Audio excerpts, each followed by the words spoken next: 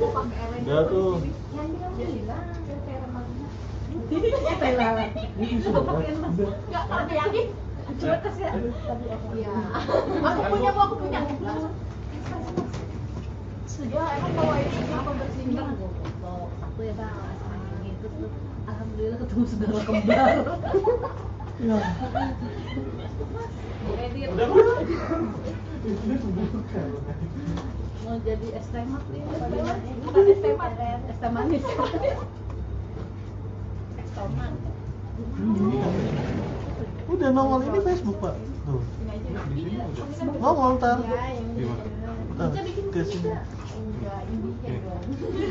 Bau maru. Iya tuh. Kalau bau maru datang. Ya, keluar apa? Udah bisa ya. Iya. Ya Allah, cantiknya. Bukan tai malah. Yang tebal. Mana sih Bled? Itu doang mah. Itu mah kayak habis makan coklat Iya, Bled. begini nih ya. Nutupin itemnya aja. Kasih foto nggak? Ih, itu mah udah kayak lupa. Bukan cuma bukan ini. Oke, selamat pagi rekan-rekan.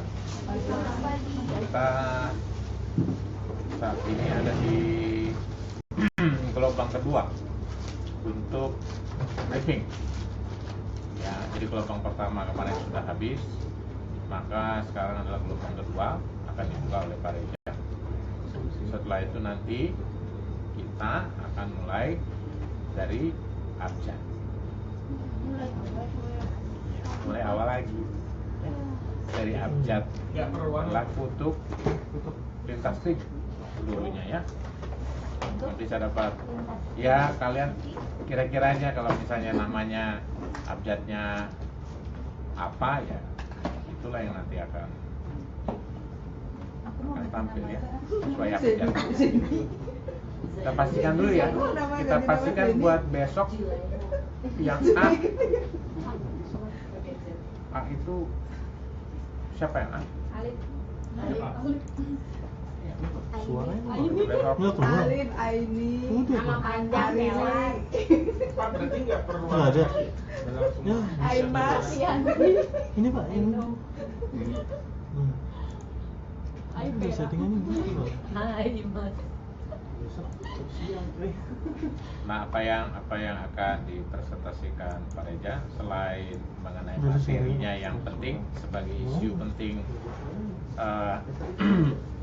saya rasa bulan ini ya, isu penting di bulan ini mengenai kenaikan suku bunga dan kebijakan ekonomi dari negara-negara besar. Itu juga salah satu pola pattern yang harus nantinya kita ini salah satu pattern yang bisa diikuti oleh rekan-rekan dalam berpresentasi. Jadi bentuk presentasi itu macam-macam ya. Nah, salah satu ini yang akan nanti dibawakan oleh Pak Reja adalah salah satu alternatif ya, kalian bisa ikuti, bisa juga presentasi yang berbentuknya yang lain dengan topik yang berbeda ya. Oke, kira-kira demikian. Sudah siap Pak sarana prasarananya? Udah? Udah Pak, udah Oh. rekam lagi ngerekam. Rekam? Iya. Oh, Oke. oke. Karena itu silakan Pak Reja untuk. Terima kasih Pak Jusman. Selamat pagi semuanya. Pagi. Lagi Oke, hari ini itu adalah hari yang paling banyak ditunggu oleh para pelaku pasar. Jam berapa? Jam 1 pagi nanti The Fed akan mengumumkan suku bunga. Apakah dia mau naik atau tidak? Oke, di dalam trading forex itu banyak sekali orang yang trading dengan menggunakan teknikal dan banyak menggunakan juga fundamental. Nah, yang paling baik menggunakan apa? Teknikal atau fundamental? Dua-duanya itu yang paling benar. Jadi banyak orang, 80% lebih para trader melakukan transaksi dengan menggunakan teknikal. Hasilnya juga biasanya kurang baik. Lalu banyak juga yang melakukan dengan teori atau metode fundamental. Ujung-ujungnya dana yang dibutuhkan juga sangat banyak, tidak efektif. Yang terbaik adalah memang menggunakan analisa fundamental dan teknikal. Mengapa dalam 2 hari belakangan ini kita melihat harga tidak terlalu berfluktuasi, nggak terlalu tinggi atau tidak terlalu rendah? Mengapa? Karena nanti malam akan ada pengumuman dari negara yang paling besar ekonominya, yaitu Amerika. Dan kita ketahui bahwa pergerakan market atau arah besar market itu sangat ditentukan oleh kebijakan moneter dari Amerika Serikat. Nah, sebelum kita masuk ke bagaimana, apakah Amerika akan menaikkan suku bunganya nanti malam atau tidak, tentunya kita harus tahu dulu tentang Federal Reserve. Oke, kita mulai. Sebelum kita tahu dia mau naik atau tidak, mau menaikkan atau tidak, tentunya harus ada dasarnya. Oke, ini adalah orang yang paling bertanggung jawab terhadap seluruh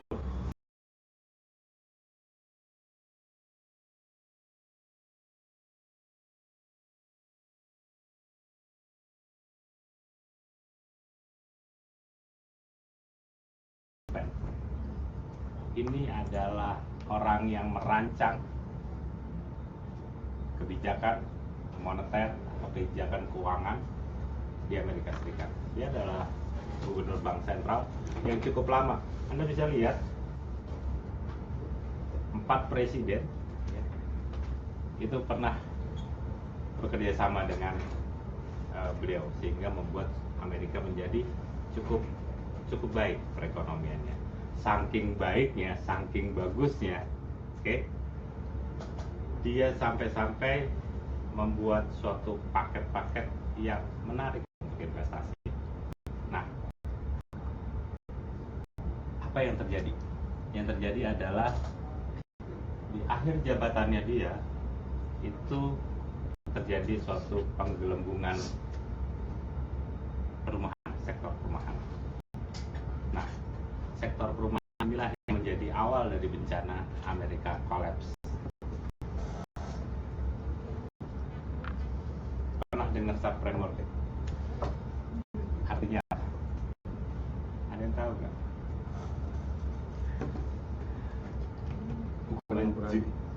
Menjual rumah kepada orang yang tidak tepat, nggak mampu. Jadi kita ambil satu contoh, ya. Riri misalnya, Bu Riri misalnya mempunyai pendapatan sekitar 100 juta rupiah per bulan. Datang sales properti untuk menawarkan rumah. DP-nya sekitar 30 juta. Lalu setiap bulan dia harus bayar sekitar 3 juta atau 4 juta. Oke. Dan akhirnya sign kontrak, dibelilah rumah itu dengan cara kredit. 3 bulan kemudian sales itu datang lagi ke Anda, lalu dia katakan bahwa dia akan menawarkan rumah di mana? Di Bandung misalnya. Untuk apa? Nanti kan Bu Didi punya anak, nanti anaknya sekolah di Bandung, daripada kos mendingan cicil rumah apartemen. Dibeli lagi dengan DP 20 misalnya. Cicilannya 3 juta. Dibeli lah. 4 bulan kemudian salesnya datang lagi, nawarkan untuk beli villa. Kenapa? Karena udah capek kerja, harus ada villa. Nanti Bu Diri bilang bahwa villanya nanti saya jarang tempatin, gimana? Ya sudah, nggak apa-apa, nanti kita akan kelola, kita sewa-sewain. Rumah kok, itunya murah kok, DP-nya cuma sekitar 40 juta jutaan cicilan di sekitar, akhirnya dibeli lagi. Akhirnya Brady punya 3 unit properti dengan cicilan yang cukup banyak. Jadi permasalahan adalah beberapa waktu kemudian Brady kena PHK sehingga tidak sanggup membayar cicilannya. Semua rumah ini diambil oleh perbankan. Ini yang terjadi di Amerika pada tahun 2008, sehingga Amerika menjadi kolaps karena orang yang diambil yang kena PHK di sana lebih dari 30 juta orang. Tingkat pengangguran di sana mencapai lebih dari 10%. Ini yang membuat ekonomi Amerika menjadi goyang. Dan akhirnya anak kesayangannya Alan Greenspan, yaitu Bernanke, itu kena batunya. 2008 Amerika kolaps, dan akhirnya pejabat inilah yang dipanggil oleh Kongres untuk mempertanggungjawabkan keadaan ekonomi Amerika dan harus memperbaikinya. 2008 dia dipanggil oleh Kongres, lalu diberikan suatu mandat. Mandatnya cukup praktis, buat inflasi menjadi 2% dan tingkat pengangguran harus di bawah 6%. Cuman itu mandatnya. Sangat mudah, sangat sederhana, tetapi apa yang terjadi? Bernanke harus berpikir keras, dan akhirnya dia menurunkan suku bunga Amerika mendekati 0.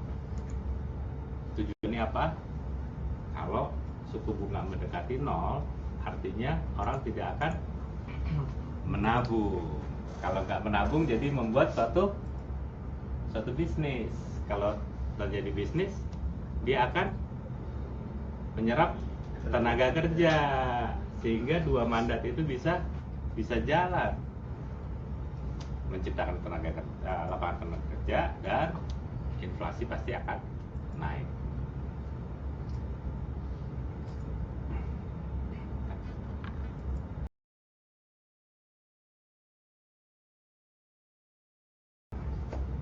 Tahun 2008 sampai 2010 dikucurkan uang sebanyak 2 triliun US dollar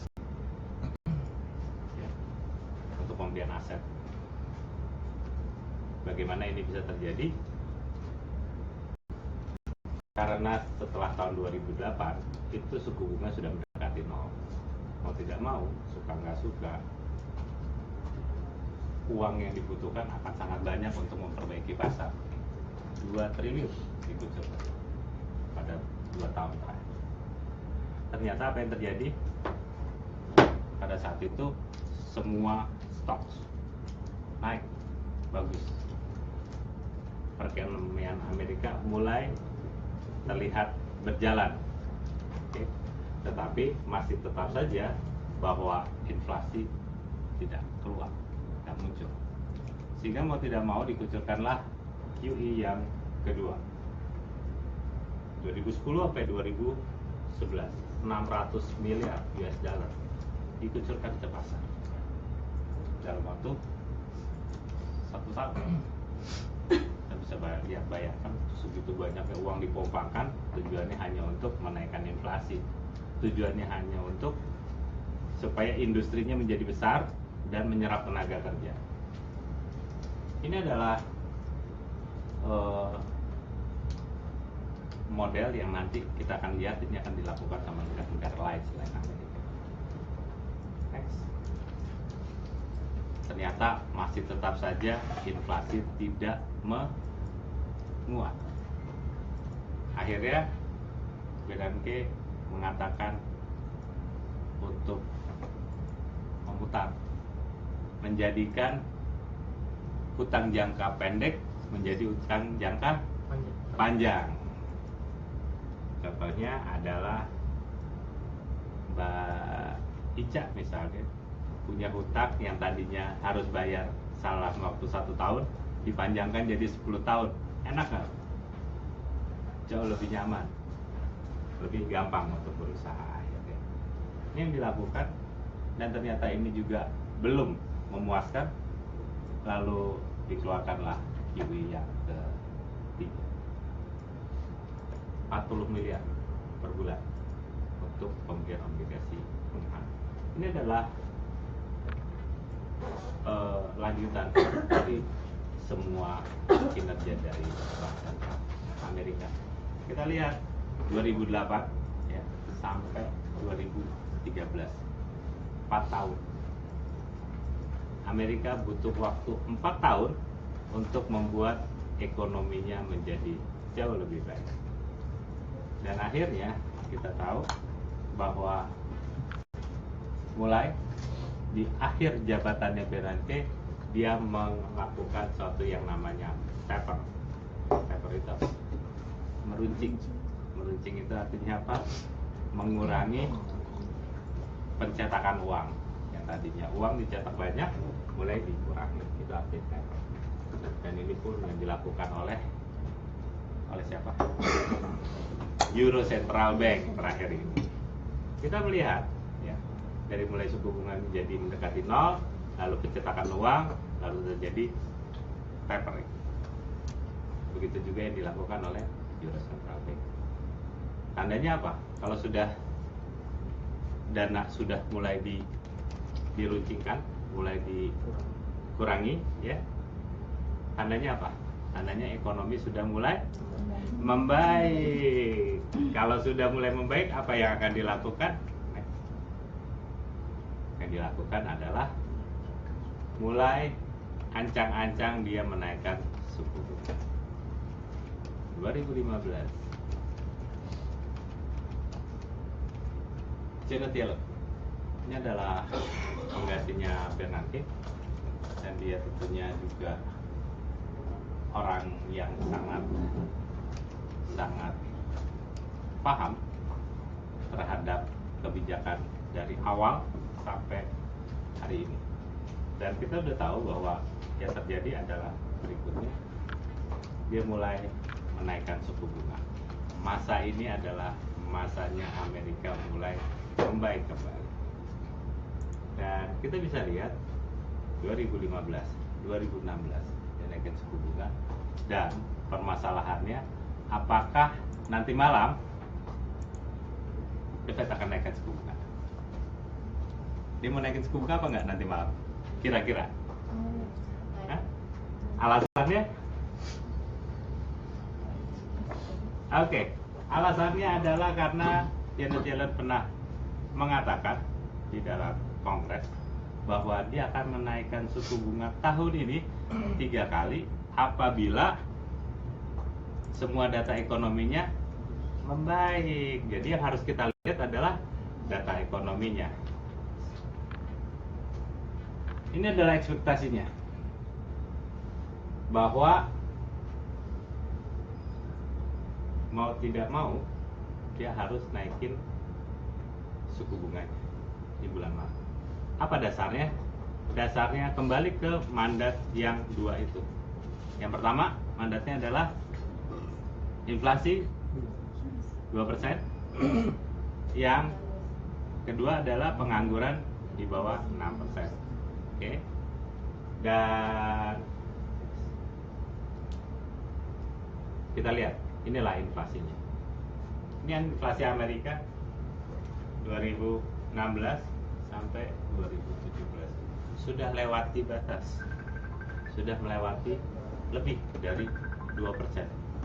Artinya apa? Artinya Amerika harus mulai kendalikan. Negara-negara maju inflasinya enggak terlalu besar, harus nggak terlalu besar. Negara-negara berkembang, apalagi negara yang tertinggal, ya itu inflasinya tinggi-tinggi.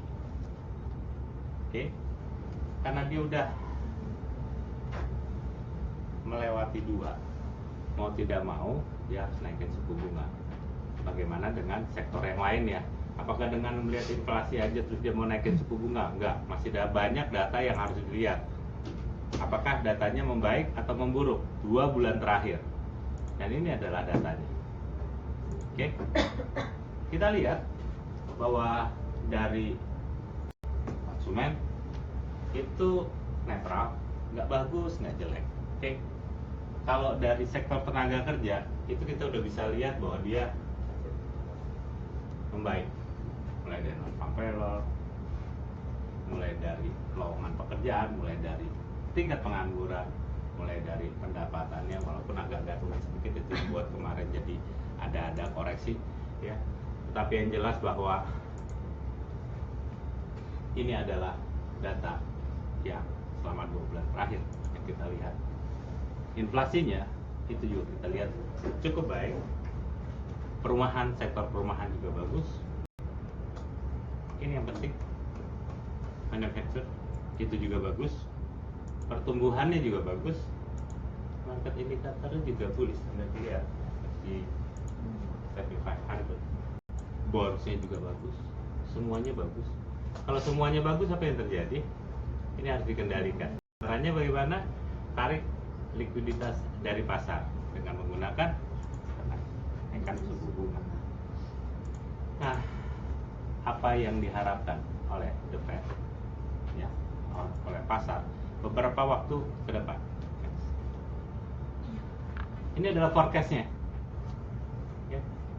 Jadi 2017 itu sekitar 1,43 atau 1,38. Sekarang masih 0,75. Tandanya sampai akhir 2017 dia masih akan menaikkan menjadi 1,43 atau 1,38. Ini mengatakan kepada kita bahwa suku bunga Amerika akan naik terus. Kalau dia naik terus, ujung-ujungnya akan penguatan US dollar.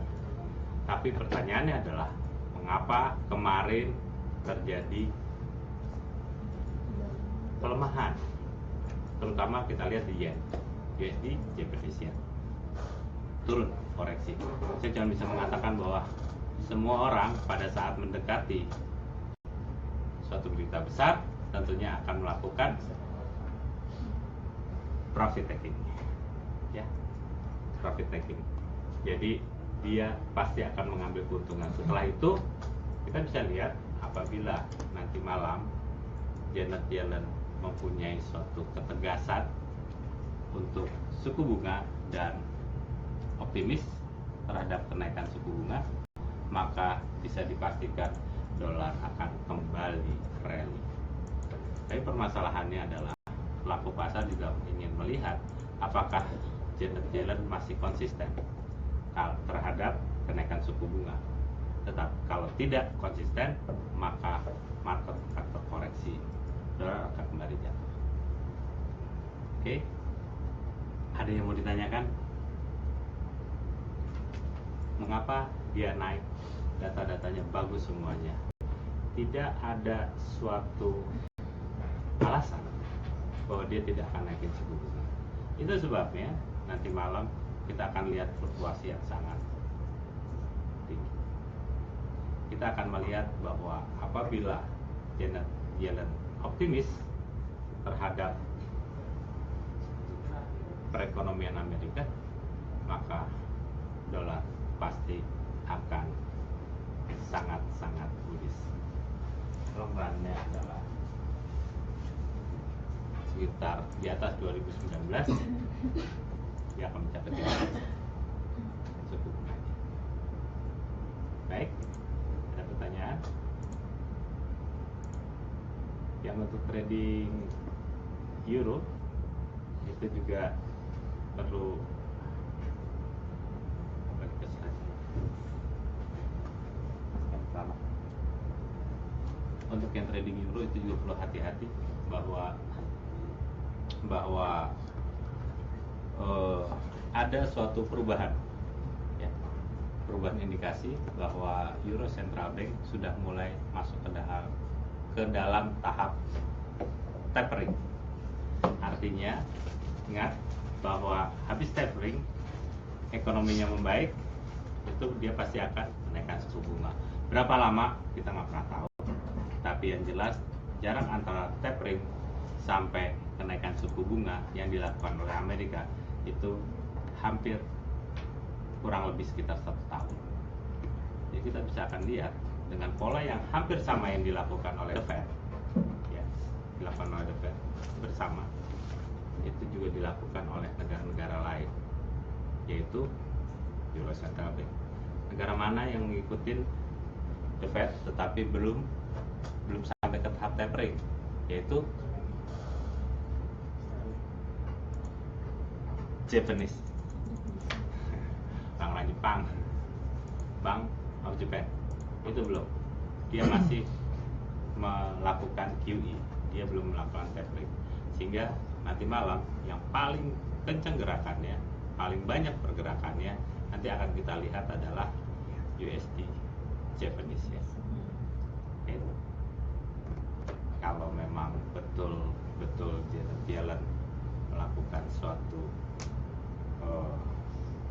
press conference yang meyakinkan bahwa ekonomi Amerika akan menguat dan berkelanjutan, kita akan melihat bahwa 116 akan ada malam ini untuk USD Japanese yen. Kira-kira seperti itu. Ada pertanyaan? Baik, kalau nggak ada, nanti kita akan sambung kembali di lain waktu. Terima kasih banyak, selamat pagi dan selamat beraktivitas.